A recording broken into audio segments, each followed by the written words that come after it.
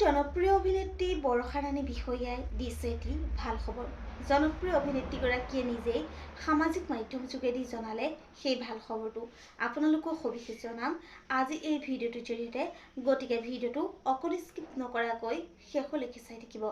নমস্কাৰ বন্ধু বান্ধৱীসকল, আপোনালোক সকলোকে স্বাগতম জনাইছোঁ মই প্ৰতীক্ষাই SP নিউজ আছামিজৰ অন্য এটি নতুন ভিডিঅ'লৈ আপোনালোকৰ বাবে লৈ আহিছোঁ পুনৰ এটি নতুন ভিডিঅ'টো সকলোৱে আদৰি ল'ব বুলি আশা কৰিলোঁ। আহক আজি ভিডিঅ'টোৰ পৰৱৰ্তী অংশলৈ আগবাঢ়ো।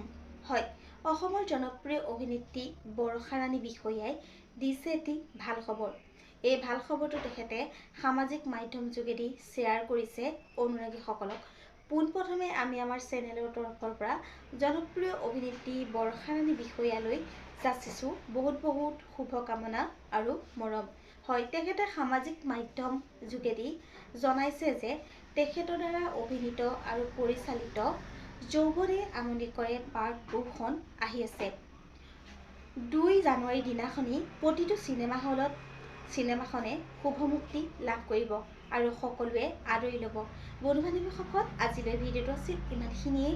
আশা কৰিলে আপোনালোকে ভিডিঅ'টো চাই ভাল পালে তেন্তে ভিডিঅ'টোত এটা লাইক কৰিব, কমেণ্ট কৰিব, শ্বেয়াৰ কৰিব, লগতে চেনেলটো ছাবস্ক্ৰাইব কৰি কাষতে থকা বেল আইকনটো প্ৰেছ কৰি অল কৰি দিবলৈ নেপাহৰিব। ধন্যবাদ।